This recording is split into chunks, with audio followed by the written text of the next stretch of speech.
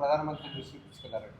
ఈరోజు కర్నూలుకు ఇచ్చేసినటువంటి మన ప్రధానమంత్రి నరేంద్ర మోడీ గారికి కర్నూలు జిల్లా ప్రజల తరఫున మన జిల్లా ప్రథమ పౌరునిగా నేను స్వాగతం పలకడం జరిగింది. అలాగే మా నాయకుడు జగన్మోహన్ రెడ్డి గారు ప్రధానమంత్రి గారికి నమస్కారాలు తెలియజేస్తూ నా తరఫున ఆయన వాయిస్ను మేము అక్కడ మా నరేంద్ర మోడీ గారికి తెలపడం జరిగింది.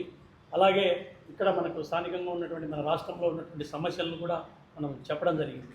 ముఖ్యంగా 3 ప్రధాన అంశాలు మనం చేయడం జరిగింది.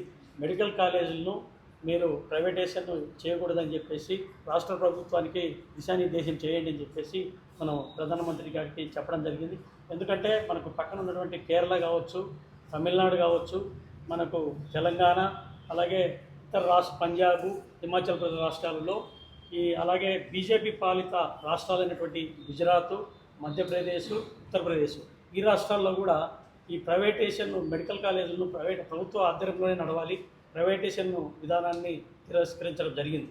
అలాగే ఈ మధ్య కాలంలోనే ఉత్తరాఖండ్ అలాగే గోవా రాష్ట్రాలలో ప్రైవేటైజేషన్ చేస్తే అక్కడున్న ప్రజలు హెజిటేషన్ స్టార్ట్ చేయడంతో వాళ్ళు కూడా ఆ నిర్ణయాన్ని వెనక్కి తీసుకోవడం జరిగింది.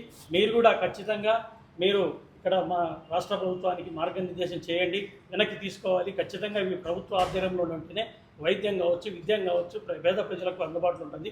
ప్రైవేట్ వ్యక్తులకు ఇస్తే ఖచ్చితంగా వాళ్ళు వ్యాపార దృక్పథంతోనే ఉంటారు, వాళ్ళ లాభాపేక్షతోనే ఉంటారు. కానీ పేద ప్రజలకు కానీ పేద విద్యార్థులకు కానీ ఎవరికి మేలు జరగదని చెప్పేసి మేము